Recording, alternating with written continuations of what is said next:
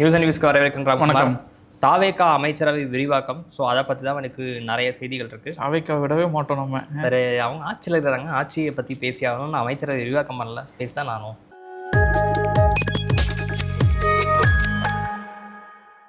So தாவேகா அமைச்சரவை விரிவாக்கம் பற்றி தொடர்ந்து தகவல்லாம் வந்துட்டே இருக்குது. ஆளுநர் அவர்களும் சென்னை வரதா தகவல்லாம் வந்துச்சு. ஸோ அதுலேயும் நமக்கு தெரிஞ்சிச்சு தாவேகா அமைச்சரவை விரிவாக்கம் செய்ய போகிறாங்க அப்படின்றது.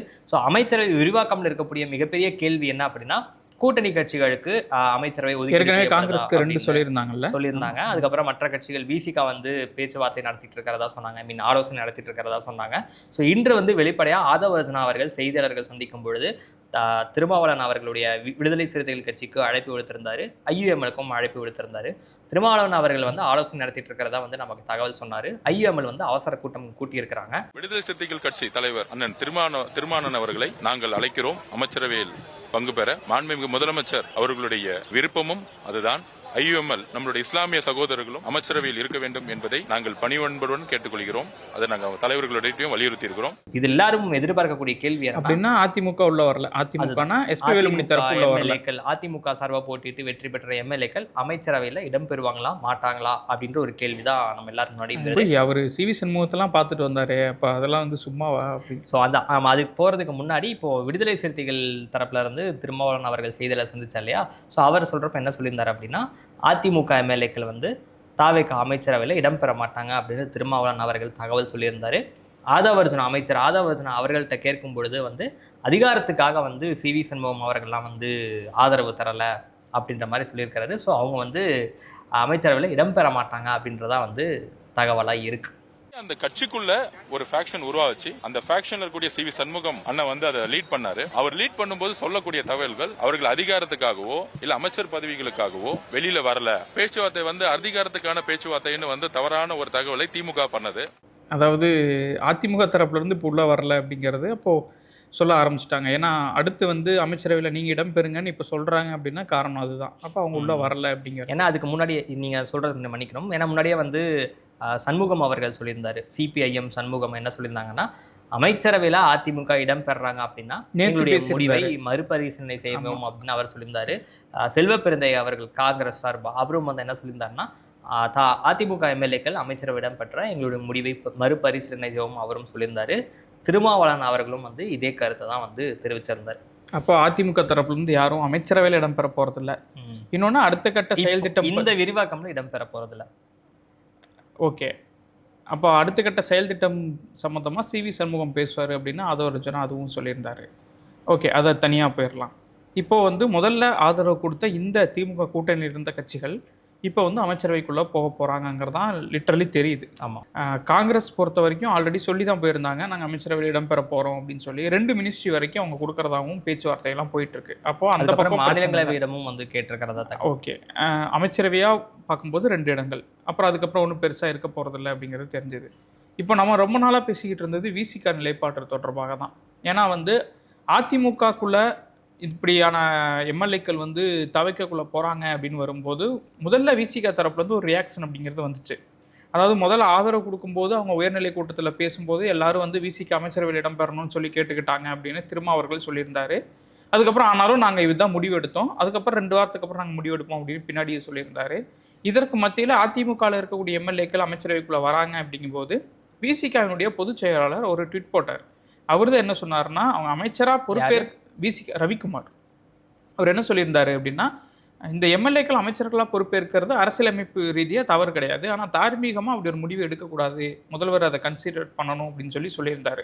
அப்போது அங்கே வாய்ஸ் அவுட் பண்ண ஆரம்பிச்சிருச்சு விசிகே, அதாவது அதிமுக அமைச்சரவைக்குள்ளே வரக்கூடாது அப்படின்னு. 2வது அவங்க அமைச்சரவை கேட்குறது அப்படிங்கிறது, இஃப் இன் கேஸ் அவங்க அதிமுகவில் இருக்கிறவங்களும் அமைச்சரவைக்குள்ளே வந்திருக்காங்க அப்படிங்கும்போது இவங்களும் அமைச்சராக உள்ளுக்குள்ளே போகிறாங்க அப்படின்னா தேவையில்லாத ஒரு குழப்பத்தை ஏற்படுத்தும். இன்னொன்று, திமுகவோட இவங்க இருக்கக்கூடிய ரேம்பவும் அது மெயின்டைன் பண்ணாது. எப்படி காங்கிரஸ்க்கு ஒரு விமர்சனம் எழுந்ததோ அதே விமர்சனம் விசிகே பக்கமும் எழுறதுக்கான வாய்ப்பு இருக்குது. அதனால் அதிமுகவை இந்த முறை அதிமுகன்னு திரும்ப சொல்கிறது எஸ்பி வேலுமணி அவங்க தரப்பை தான் சொல்கிறோம். அப்போ அவங்க உள்ளே வரதை முடிஞ்சளவு தடுக்கிறது தான் இவங்களுக்கு இருக்கக்கூடிய ஆப்ஷனாக இருந்துச்சு. அந்த வகையில் இன்றைக்கி இவங்க பேசினது பட்டவர்த்தனமாக தெரிஞ்சிருக்கு. அவங்க உள்ளே வரல அப்படிங்கும்போதே இவங்க உள்ளே போகிறாங்க அப்படிங்கிறது டிட்டர்மெண்ட்டாக தெரியுது.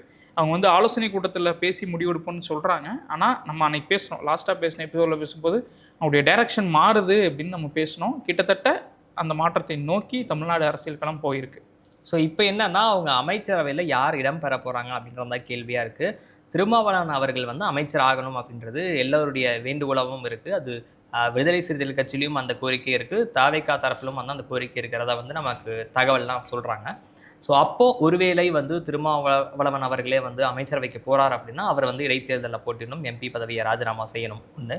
அவர் போகலை, அவர் வந்து விருப்பம் தெரிவிக்கல அப்படின்னா மற்ற 2 எம்எல்ஏக்கள் இருக்காங்க இல்லையா, ஸோ அந்த 2 எம்எல்ஏக்களுக்கு யாராவது அமைச்சரவை கொடுக்கணும். ஸோ அப்போ அவங்க என்ன நிலைப்பாடு இருக்க போகிறாங்க? இது திருமாவளவன் அவர்கள் போவாரா மாட்டாரா? அதாவது இந்த பொலிட்டிக்கல் டிபேட்டில் உட்காந்து கொஸ்டின் கேட்குற மாதிரி என்கிட்ட கேட்குறீங்க. அப்படி சொல்ல முடியல நமக்கு. ஆனால் அமைச்சராகிறதுனா இவங்க 2 பேர் தான் ஆக போகிறாங்க. அமைச்சர் எவ்வளோ எண்ணிக்கைன்னு தெரியல. குறைஞ்சபட்சம் ஒருத்தராவது எப்படி உள்ளே போயிடுவாங்க அப்படின்னா வன்னியரசு அவர் போகிறதுக்கான வாய்ப்பு இருக்குது. ஏன்னா வந்து இன்னொரு எம்எல்ஏ அவர் வந்து காட்டுமன்னார் கோயிலில் திருமாவளவன் அவர்களுக்கு ஒரு மாற்று சொல்லி அவர் நிப்பாட்டி வச்சாங்க. பட் வன்னியரசு ரொம்ப நாளாக கட்சியில் செயல்பாட்டில் இருக்கக்கூடியவர், அடுத்த கட்ட லீடராக பார்க்கப்படக்கூடியவங்க. அதனால் வன்னியரசு உள்ளே போகிறதுக்கு வாய்ப்பு இருக்குது. திருமாவளவன் அவர்கள் முதலே ஒரு ஆப்ஷனாக இருந்தாங்க. திருச்சி கிழக்கு சொன்னாங்க, அப்படி இல்லைன்னா பெரம்பூர் அப்படிங்கிற மாதிரியான சில செய்திகள் வந்தது. ஆனால் இடைத்தேர்தல்னு வரும்போது அப்படி ஒரு நிலைப்பாடு எடுக்கிறாங்கன்னா திருமாவளவன் அவர்கள் திரும்பவுமே கண்டஸ்ட் பண்ணுவார். ஏன்னா மினிஸ்ட்ரிக்குள்ளே போகிறன்னு முடிவு எடுக்கிறது தான் பெரிய முடிவே தவிர இது வந்து அவங்களுக்கு பெரிய சிக்கலை ஏற்படுத்தாது. இடைத்தேர்தல்னு வரும் பட்சத்தில் அந்த வாய்ப்பு விசிகாக்கு தாவேகா கொடுக்குது அப்படிங்கிற பட்சத்தில் திருமாவளவன் அவர்கள் கண்டிப்பாக போய், ஏன்னா அவர் வந்து மதச்சார்பற்ற முற்போக்கு கூட்டணியில் நாங்கள் தொடர்றோம் அப்படின்ற மாதிரியான ஒரு நிலைப்பாடை எடுத்துக்கிட்டே தான் இருக்கிறாரு. திருமாவளவன் அவர்கள் அமைச்சரவைக்கு போறாரு அப்படின்னா இடைத்தேர்தலில் போட்டிடணும். இடைத்தேர்தலில் போட்டிடணும் அப்படின்னா திருச்சி கிழக்கில் கண்டெஸ்ட் பண்ணணும். யார் கூட யார் ஆதரவாக கண்டெஸ்ட் பண்ணுவார்னா தாவேகா ஆதரவில் கண்டெஸ்ட் பண்ணுவார். அப்போ திமுகவுக்கு எதிர் நிலைப்பாடு இருக்கிற மாதிரி இருக்கும். ஸோ அந்த கூட்டணியில் அது குழப்பம் வரும்ன்றனால தான் வந்து இந்த கேள்வி கேட்டேன் நான். ஸோ அப்படி ஒரு நிலை வந்தால் திமுக என்ன நிலைப்பாடு எடுப்பாங்க அப்படின்றது நமக்கு தெரியல. திமுக என்ன நிலைப்பாடு எடுப்பாங்க இப்போ சொல்கிற கேண்டிடேட் போடாமல் கூட இருக்கலாம். மேபி திருமாவளவன் அவர்கள் போட்டிடுறாங்க அப்படின்னா திருச்சி கிழக்கில் கேண்டிடேட் போடாமல் இருக்கக்கூடிய ஒரு நிலைப்பாடு அது எடுக்கலாம்னு நினைக்கிறேன் நான். அது தெரியல. ஆனால் வந்து இங்கே வந்து ஒரு 10-11 ஆண்டுகளாக ரொம்ப பெரிய அலைன்ஸாக பார்க்கப்பட்ட திமுக அலைன்ஸ் வந்து செதறிடுச்சு அப்படிங்கிறது தான் உண்மை. இந்த தேர்தலில் காங்கிரஸ் வெளியில் திருமாவளவன் சொன்னாலுமே கூட அந்த கூட்டணி இல்லை, அந்த கூட்டணி இல்லைங்கிறது தான் யதார்த்தமான உண்மை. அதை நம்ம ஏற்றுக்கணும். ஏன்னா வந்து எல்லா ஸ்ட்ரகிள்ஸ்லையுமே ஒன்றா நின்றுட்டு இருந்த இந்த கூட்டணியில் இருக்கக்கூடிய இந்த கட்சிகளெல்லாம் தேர்தல் முடிவுகளுக்கு அப்புறம் இன்னைக்கு ஆளாளுக்கு ஒவ்வொரு நிலைப்பாடுகள்னு எடுக்க போயிட்டாங்க. ஆப்வியஸ்லி அப்படி தான் பண்ணி ஆகணும். ஏன்னா எல்லாரும் தனித்தனி கட்சிகள். அப்படி இருக்கும்போது இந்த கூட்டணியை இன்னும் அடுத்த தேர்தலுக்கு கண்டினியூ பண்ண வைக்கிறது அப்படிங்கிறது இந்த அமைச்சரவை விரிவாக்கம் அதோடு சேர்ந்ததாக இருக்குது.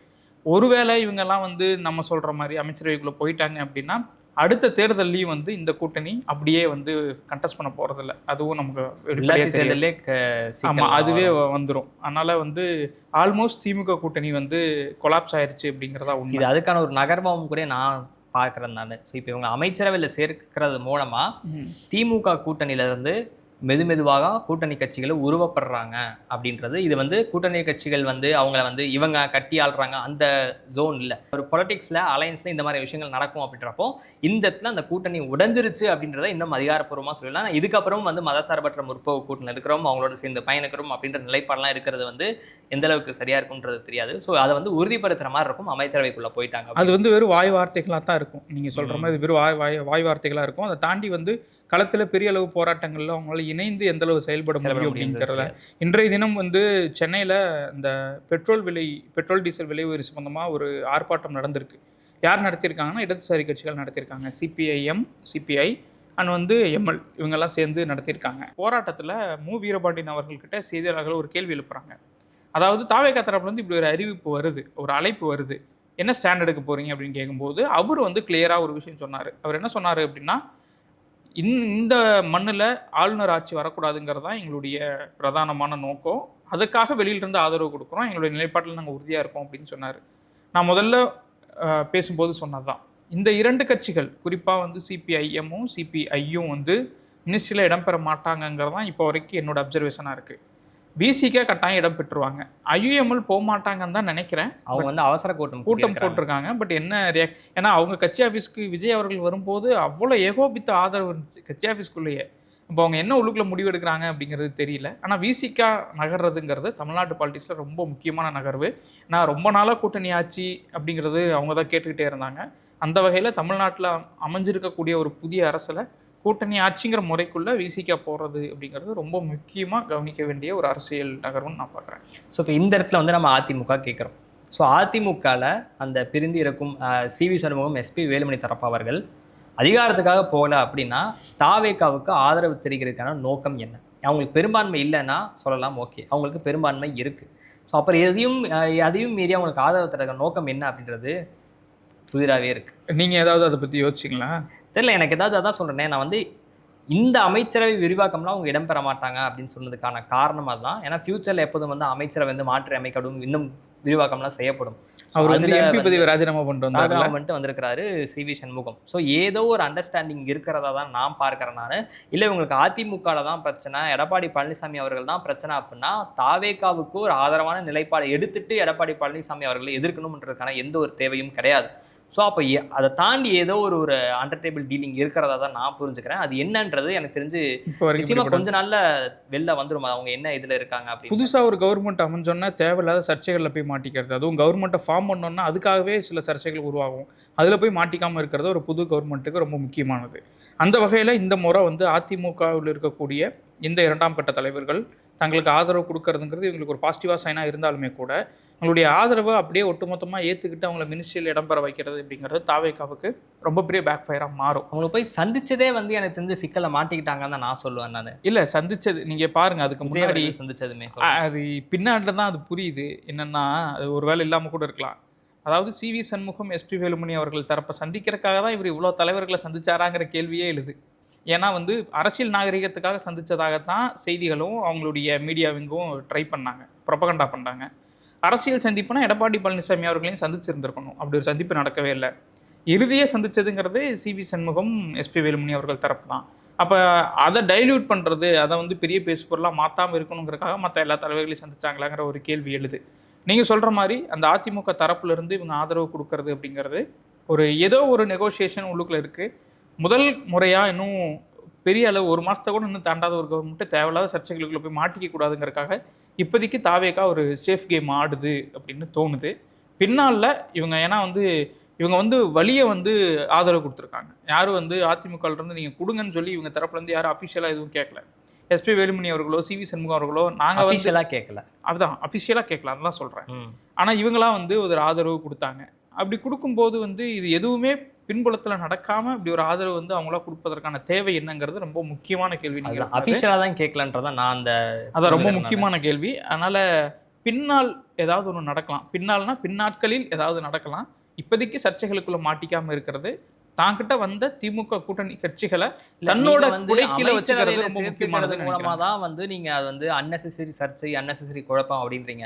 நான் இந்த விஜய் அவர்கள் போய் அந்த தரப்பை சந்திச்சதே வந்து தேவையில்லாத சர்ச்சை, தேவையில்லாத குழப்பம்ன்றேன். அது தேவையில்ல சர்ச்சை. அன்னைக்கு நம்ம நிகழ்ச்சியில் பேசும்போதே அதை பேசணும் நம்ம.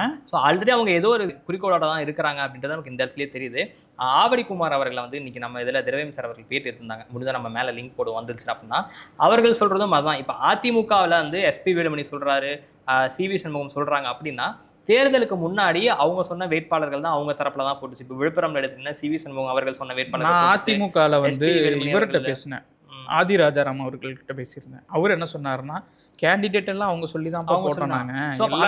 அந்த கேண்டிடேட் தோத்துட்டாங்க, இந்த தலைவர்கள் மட்டும் ஜெயிச்சிருக்காங்கன்னா அப்போ யார் இங்கே வேலை பார்க்கலாம், அப்போ யார் நம்ம இங்கே குற்றம் சாட்டணும் அப்படின்ற ஒரு கேள்வி இருக்குது அப்படின்றத ஆவடிக்குமார் அவர்களும் வந்து எழுப்பியிருந்தார். ஸோ அப்போ அதுதான் சிக்கலாக இருக்குது. அவங்க வந்து இவர் எடப்பாடி பழனிசாமி அவர்கள் வந்து அவங்க சொன்ன எல்லாத்தையுமே கேட்டுக்கிட்டாரு அப்படின்ற மாதிரி தான் வந்து இந்த தரப்புலேருந்து சொல்கிறாங்க. ஸோ அதையும் மீறி தோல்வி அடைஞ்சிருக்கா அப்படின்னா ஒரு கூட்டு பொறுப்பாக எடுத்துக்கணும், என்ன ஏதுன்றதை ஆலோசிக்கணும், எல்லாமே இருக்குது. அந்த தரப்புல போய் நின்று அவங்க தாவேகாக்கு ஆதரவுன்றது எனக்கு அதிமுக எதிர்காலம் என்னவா இருக்கும் அப்படின்றது கேள்வியா இருக்கு. இப்போ உதாரணத்துக்கு தாவேகா ஆதரவு நிலைப்பாடு எடுத்துட்டாங்க, ஒரு வாதத்துக்கு வச்சுக்கோமே, அடுத்து உள்ளாட்சி தேர்தல் வரும், நாடாளுமன்ற தேர்தல் வரும், அதில் என்ன நிலைப்பாடு இருப்பாங்க அப்படின்றது இருக்குது. அதையும் கடந்த 5 ஆண்டுகளுக்கு சட்டப்பேரவை தேர்தல் வருதுன்னு வச்சுக்கோங்களேன். தாவேக்கா அரசோடையே கூட இருந்துட்டாங்க, ஆதரவுன்னு தெரிவிச்சிட்டாங்க. யார் எதிர்த்து நீங்கள் அரசியல் பண்ணுவீங்க? யார் எதிர்த்து ஓட்டு கேட்பீங்க? சரி, நீங்கள் தாவேக்காவும் அதிமுக இப்போ கூட்டணியில் இருக்குது அப்படின்னா இந்த பக்கம் திமுக தரப்பில் இருக்கும். நீங்கள் தாவேக்கா கிட்ட போய் முதல்வர் வேட்பாளர் நீங்கள் கேட்பீங்களா? நீங்கள் அப்போ விஜய் அவர்கள் தான் நிச்சயமாக முதல்வர் வேட்பாளராக இருப்பார். அப்போ நீங்கள் என்ன கால்குலேஷனில் என்ன அடிப்படையில் நீங்கள் போய் அங்கே போய் சரண்டர் ஆகிறீங்க அப்படின்றது ஒரு பெரிய ஒரு கேள்வியாக இருக்குது. ஸோ அது வந்து எனக்கு தெரிந்து ஒரு கட்சியை மீட்கணும் அப்படின்னா தாவேக்கா ஆளும் தாவேக்கால போய் நிற்கிறது வந்து இல்லை. பொதுவாக கட்சியை மீட்கிறதுக்கு இன்னொரு கட்சிகிட்ட போய் நிற்கிறாங்க. அதுதான் நானும் இந்த எல்லா கேள்வி பேர்லையும் அதிமுக தரப்புல தான் அதை கட்சியை காப்பாற்றணும்னா நீங்கள் காப்பாற்றி கொடுங்கன்னு இன்னொருத்தட்ட போய் நிற்கிறாங்க. அது அதிமுகவில் ரொம்ப புரியாத புதுராகவே இருக்குது. ஸோ இது என்ன ஆக போகுது, அதிமுக எதிர்காலம் என்ன ஆக போகுது அப்படின்றது தெரியல. இப்போ பொதுக்குழு கூட்டுறது தொடர்பாக 2 தரப்பிலும் வந்து ஒரு பெரிய விவாதம் மாறி போய்கிட்டே இருக்குது. ஸோ அது கூடுதா இல்லையா என்னன்றது தெரியல. ஒருவேளை வந்து சிவி சண்முகம் அவர் வந்து பெரும்பான்மையான உறுப்பினர்களோட கையெழுத்து வாங்கிட்டாங்க அப்படின்னா கூட்டியாகணும். அது சட்டப்படி, அவங்க அதிமுக சட்டப்படி அது நடக்கலை அப்படின்னா அவங்க வந்து எடப்பாடி பழனிசாமிக்கு எதிராக நடவடிக்கை எடுக்கிறது கூட வாய்ப்பு இருக்குது. நிச்சயமாக இவரும் சும்மா இருக்க மாட்டார். இவர் தரப்புலேருந்து கோர்ட்டுக்கெலாம் போவாங்க என்னன்றது தெரியலை. ஸோ அதிமுகவில் அமைச்சர் விரிவாக்கம் முடிஞ்சாலும் அவங்க இடம் பெற்றாலும் இடம் பெறாவட்டியும் அதிமுகவில் ஒரு பெரிய குழப்பம் இருக்கும் அப்படின்றத நமக்கு புரிஞ்சுக்கணும். அதிமுக அடுத்த ஒரு என்ன சொல்கிற தர்ம யுத்தத்துக்கு தயாராகிருச்சு. அதுதான் நடந்தது. தர்ம யுத்தம்னு சொல்கிறது ஓபிஎஸ் அவர்கள் காயின் பண்ணிட்டேன்னுக்காக சொல்கிறேன். பட் அதிமுகவில் எப்போவுமே இந்த யுத்தம் ஜெயலலிதா அவர்கள் மறைவுக்கு அப்புறம் நடந்துக்கிட்டே இருக்குது. தாவேக்கா தரப்பில் நான் பேக் டு த பாயிண்ட் போகணும் அப்படின்னா, தாவேக்கா இந்த முதல்ல தேர்தலுக்கு முன்பு அவங்க வந்து கூப்பிட்டாங்க, யாருமே கூட்டணிக்கு வரல. அது அவங்களுக்கு வந்து ரொம்ப பேக் ஃபயராக பார்க்கப்பட்டது. ஆனால் அவங்க வந்து அதை மீறி இன்னைக்கு ஜெயிச்சிருக்கிறாங்க. தேர்தல் முடிவுகளுக்கு அப்புறம் எல்லா கட்சியும் அது குடை கீழே கிட்டத்தட்ட வர ஆரம்பிச்சிருச்சு. சில இடங்களில் இவங்களாம் ஆதரவு கேட்டாங்க, சில இடங்களில் அதிமுக மாதிரியான தரப்புகள் அவங்க கேட்காமலே ஆதரவு அவங்களா கொடுத்துட்டாங்க. அதனால் இந்த ஒரு கோயிலேஷனை அவங்க டிஸ்டர்ப் பண்ணிக்க விரும்ப மாட்டாங்க. அதனால் வந்து திமுக தரப்புலேருந்து வந்த கூட்டணி கட்சிகளை தக்க வச்சுக்கிறது தான் இவங்களுக்கு இப்போதைக்கு இருக்கக்கூடிய மேஜர் ஆப்ஷனாக இருக்கும். அதை தக்க வச்சுக்கிட்டு பின்னாட்களில் எப்போ வேணால் கூப்பிட்ற இடத்துல அதிமுக தரப்பில் இருக்கிறாங்க. அதில் பின்னால் அவங்கள யூஸ் பண்ணிக்கலாங்கிற இடத்துல தாவேக்கா இருக்கும் அப்படின்னு நினைக்கிறேன். அதனால் அமைச்சரவை விரிவாக்கம் அப்படிங்கிறது வரக்கூடிய நாட்களில் சில கேள்விகளுக்கு விடைகள் கொடுக்கும், புதுசாக சில கேள்விகளையும் உருவாக்கும் அப்படின்னு பார்க்குறோம். பார்க்கலாம் என்ன நடக்குது அப்படின்றது. நன்றி.